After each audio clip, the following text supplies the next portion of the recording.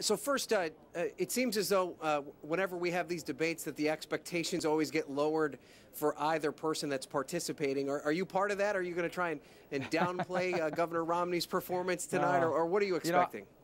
I actually hate that whole game. You know, this is not a boxing match. This is two men, one that's president and wants to stay there, and another one who wants to be president and lead us in a new direction. That's what this is about. And we've got two more of these after that, and millions of Americans are going to get to watch them standing next to each other, answering the same question. We're going to get the measure of these men, and that's why I'm so confident about tonight.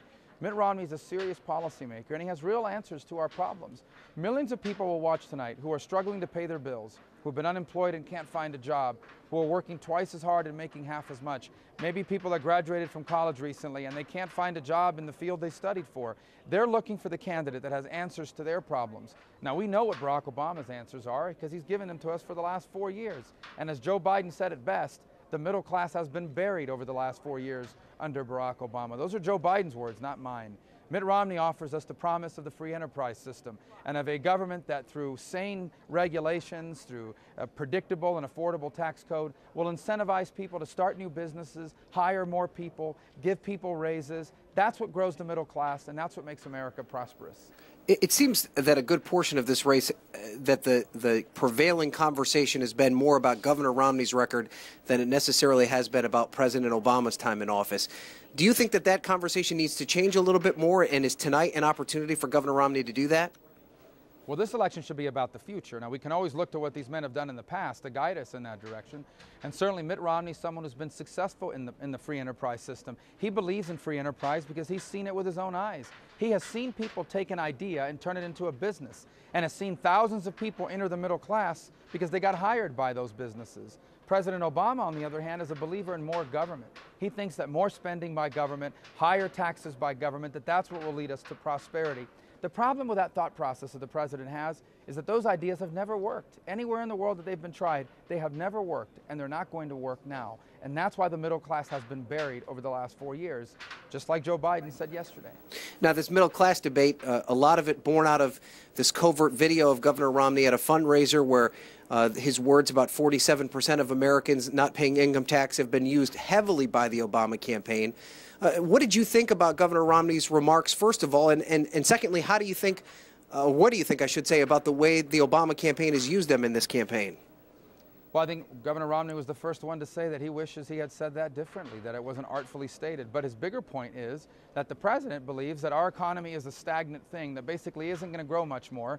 And so the job of government is to divide it up among us, as the president has said, to redistribute the wealth among us. That's what the president believes. What Mitt Romney believes is something very different. He believes that the economy can always grow faster and bigger. And if the economy goes bigger, all of us can have more. That in order for us to have more and to be better off, we don't have to take it from anybody else. We just have to grow the economy so all of us can be more prosperous. That's how we created the middle class in America. That's how we grew the middle class in America. And that's how we reinvigorate the middle class in America, by growing this economy through a government that makes it easier for people to start a business and grow an existing business, not harder the way the president has. There's a new poll out today that shows that Governor Romney is trailing the president significantly with Latino voters. I know that's an area of concern for you. Are you disappointed that Governor Romney hasn't been able to have a stronger connection with Latino voters? And is there a way that he can craft his message to that group a bit better? Look, you have a lot of Latino voters in America, in California, for example, in New York, that are committed Democrats. They happen to be liberal Democrats, too, and they're not going to change their minds. But you do have a growing number of Latino voters in America that are not married to either party. They don't vote for party. They vote for the candidate. And they increasingly are living in states like Florida and Virginia, the swing states that are going to decide this election. Those voters are in the middle class. Those voters are in the working class. They desperately want to leave their kids better off than themselves, and they are struggling. They have been buried, using Joe Biden's words, over the last 4 years by the failure of this administration. The free enterprise system has a lot to offer them. It's the reason why so many of them came here to begin with. That's what our campaign is about, and I'm confident that we can win their votes. And I'm confident we're going to win the Latino vote, for example, in the state of Florida. My last question for you, Senator. As you see the way that this campaign has unfolded, you were obviously on the short list of folks being considered for vice president. Is there any part of you that wishes maybe you were on the ticket? And I'm not asking you to maybe say that you wish you were there instead of Congressman Ryan, but more kind of just from your competitive instincts to be a part of this debate on that national ticket and be engaged at that level. No, not really. Actually, I think that Governor Romney made the right choice. And more importantly, I got a second job recently. I'm the defensive back coach for the 75-pound football team that my son plays on. So this is let me do that, and it's been a lot of fun. All right, great. Well, Senator Rubio, I certainly appreciate the time, sir. Thank you for joining us. Thank you.